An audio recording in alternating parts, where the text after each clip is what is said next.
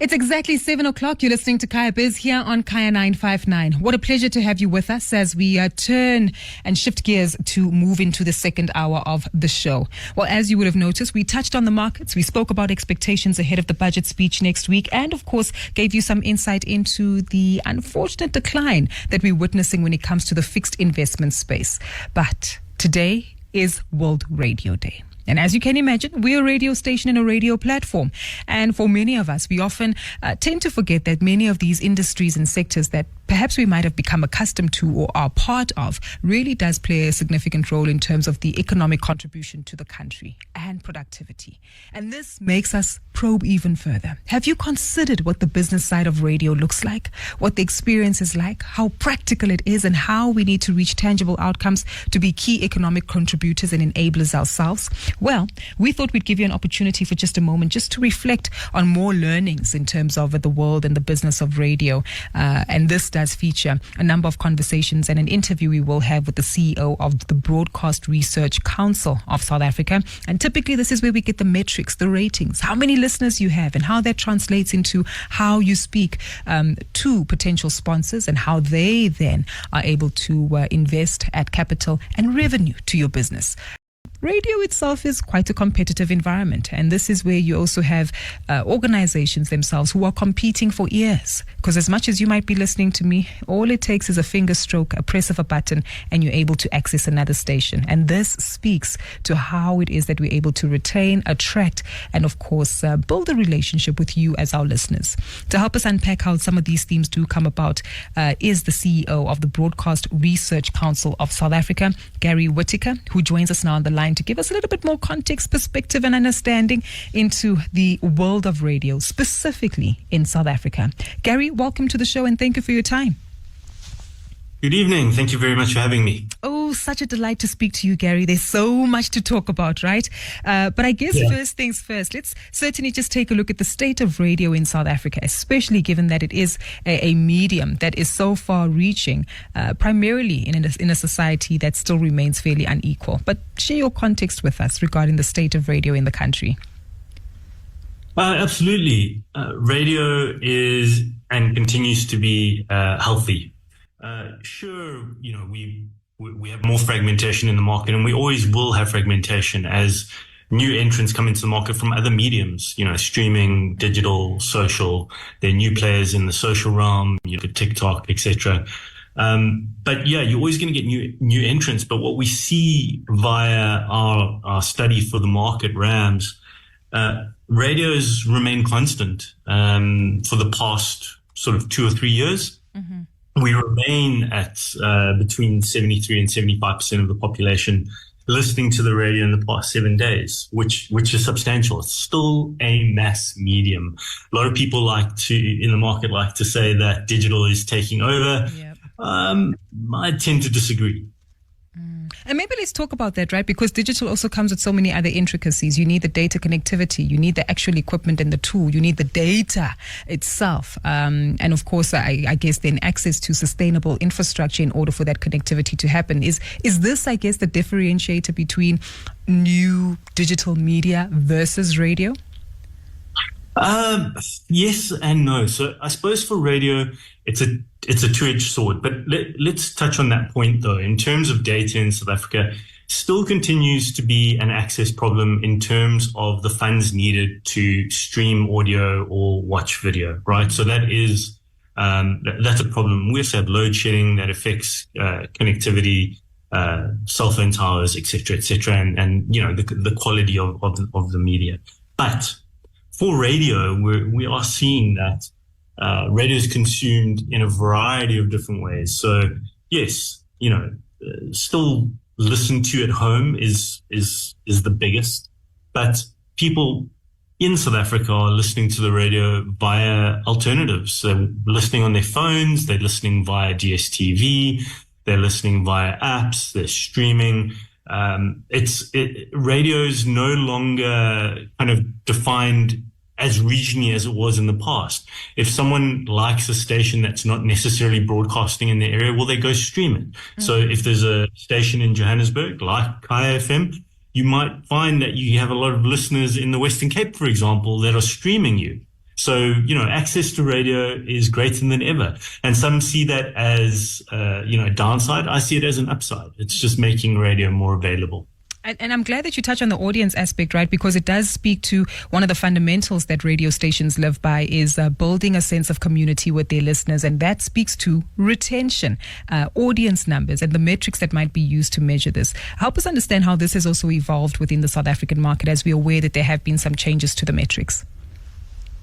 So we changed the way that we interview, for example. So in the past, we did face-to-face interviews, yes, and we've changed to a hybrid methodology, and we predominantly do telephonic interviews, and I'll give you the reason why. Mm-hmm. But we also have included online interviews and some face-to-face. And the reason why we've gone for a hybrid approach is not because this is done all over the world. It's simply from a practical point of view. So in the past, there were certain segments of the population which were almost impossible to reach via face-to-face interviews. So the upper end of the market in gated communities, it would be hard for an interviewer to gain access to a gated community because of security concerns. Mm-hmm. Now, being able to phone those people, sure, people are, strained for time, but our hit rate is better over the phone in getting to gated communities, for example. So we get the data that we need. But then speaking of that data, so I just want to jump in there to understand if the questions and the level of engagement would still be the same. It's just the method. Absolutely. Okay, got you. Yeah, absolutely. So actually the methodology that we have is a yesterday recall methodology, and that moved from a diary. And the reason why we went for a yesterday recall methodology is because it's far more accurate. It's far easier to think about what did you listen to yesterday than it is to keep track of your listening habits every quarter hour for 7 days. I'm sure if, you had to put yourself into that scenario, you might not stick to it as strictly as, we would like. Obviously, we like to think that people really do monitor their listening every 15 minutes, but in the past, I'm sure people just guesstimated. And then that's where top of mind awareness comes into play. And the bigger stations, they get the benefit of that, and some of the smaller, more medium-sized stations, not so much necessarily. Mm-hmm. That's why with yesterday recall, everybody gets their day to shine. Speaking of that, though, I am aware that when it comes to a lot of this data, this is really critical because it's what keeps stations going, right? Audience numbers plays a direct influence on the number of, sponsors that you're able to attract. And you and I might know this because we operate in the industry, but many listeners might not be aware of the business fundamentals. And I'm keen to understand if this is still a formula that works and exists in the market, and maybe if the change in the metrics and the research might be influencing a change in actually how corporates view media as an outlet for not just sponsorship, but really a key revenue driver. So, the world over, we call it currency research because the data is used as a trading mechanism. And, it's almost as if you own a shop and you're selling something. So as a radio station, you can only keep the shop open and the lights on and the products flowing if you have money coming in. Everybody, that's how the world works. So you need data for that. And the people advertising, they need to show return to their internal stakeholders. They have KPIs that they have to meet. So the data is vital. The data is vital in selling space to the right people at the right time. And it's also vital that the return is shown on the advertiser's side so that they can show that their marketing campaigns are delivering value to the business and actually helping them also bring in money themselves. So it's this symbiotic relationship. Definitely a symbiotic relationship, and one that remains critical, right, for the sustainability of radio stations going forward. Coming back to some of the methods of measurement, I'm aware that there has been some, challenges in the local market to have a different reflection on the numbers. And I'm hoping that you can take us into the intricacies of the difference and variances in methodologies, which could actually see different outcomes and results.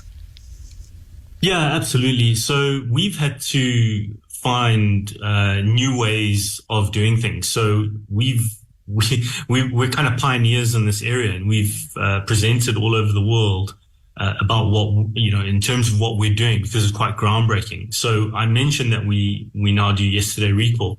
That provides a challenge to us in the data that we provide to the market, because we have to give the market a 7-day view of someone's listening, Monday to Sunday, so that they can buy effectively. Now, if we only have a yesterday view for someone, obviously we don't have 7 days of their listening.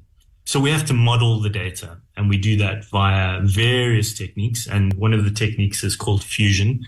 And within our data set, we're able to fuse different data points. We're able to take lookalike respondents, and we're able to actually create a 7-day view of a listener for a station. And this is all statistically sound. It's past audit. It's, this is really scientific stuff. And I won't get into the absolute technicalities of it because I think you'll cut me off very quickly. But yeah, we've had to really spare no expense in bringing groundbreaking research methods to the market so that we do get I don't want to say the same output, but a similar output that we had in the past with a diary. So the study really has enhanced in many ways. It's more accurate. The data that's come out is far more accurate. This gives the agencies and the advertisers greater comfort. And we actually saw, in terms of how we work as an organization, we collect levies via advertising. Mm-hmm. That's how we were able to commission the research. And as soon as we released our data into the market, we saw an uptick for radio that we haven't seen before. And that's continued as we've gone to this day. So the data is very well accepted in the market. Obviously, research is not a 100% science. If it was, we'd all do the same thing in every market. It's not. So it's constantly changing, constantly evolving. And that's why we actually chose this methodology, so that we can change with the market when we need to. On this methodology, does it also match with, I guess, our international practices or best international practice? Absolutely. So, that's not necessarily why we did it, but, in terms of our thinking and what we want, we wanted to have more frequent data. We wanted to have more accurate data. And a lot of other markets, particularly in Europe and in America, they follow a very similar methodology as we do. However, their modeling, no one's quite got their modeling right yet. And that's why a lot of people in other markets are knocking on our door to find out what we've done, because we've got it right, touch wood. Got you. Gary, I guess, we've discussed the business side and these are the complexities that many listeners might not be aware of. But something else that we know we all like indulging in is understanding our own behavior. And maybe we can take it there by reflecting on some insights from one of your latest studies that talk about South Africans' behavior. How often we listen to the radio, which days of the week have the highest listening reach, and typically what kind of content we like to indulge in. And I'm keen to find out from you if there's, a few highlights that you're able to share with us. Yeah, let me think about this. So, I touched on a few, so past 7-day listenership.